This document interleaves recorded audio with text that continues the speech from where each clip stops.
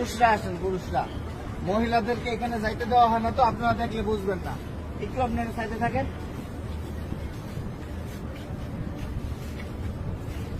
আমরা ভিতরে যাব হচ্ছে এইভাবে। আমাদের বাম দিকে থাকবে রওজা।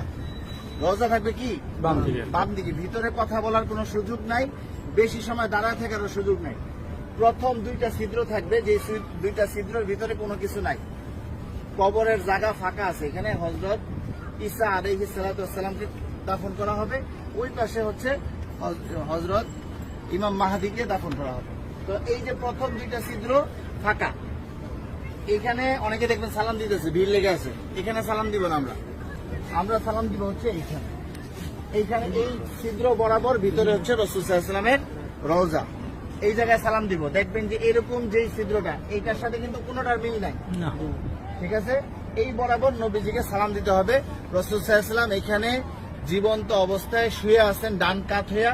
নবীজির মাথা এদিকে, পা হচ্ছে এদিকে, ঠিক আছে? রাসূল শুয়ে আছেন, উম্মতের সালাম গ্রহণ করতেছেন।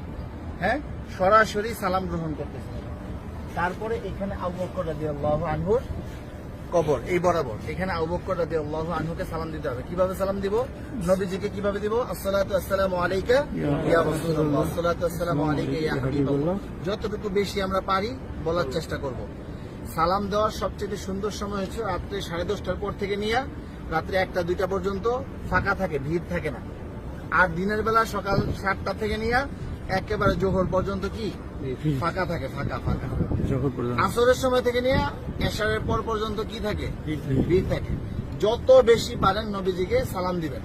যদি সালাম কবুল হয়ে যায়, আল্লাহ নবী বলতেছেন যে আমার রওজায় যে সালাম দিল তার উপরে, আমার উপরে ওয়াজিব হয়ে যায় তার জন্য হাসরের ময়দানে সুপারিশ করা।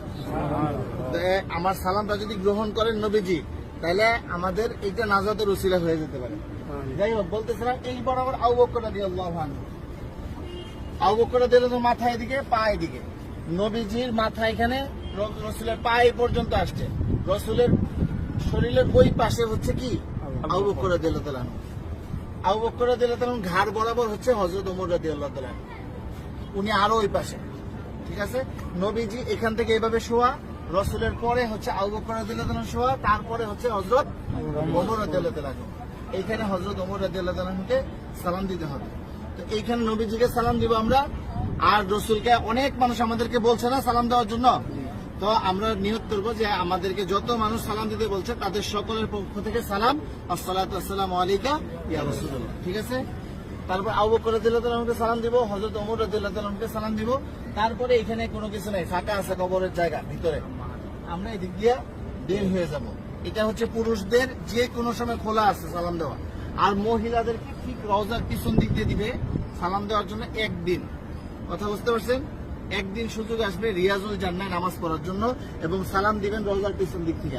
আর মহিলারা বাহির দিয়া প্রতিদিনই সালাম দিবেন আপনারা বাহির থেকে। হ্যাঁ, এই পাশে আসেন।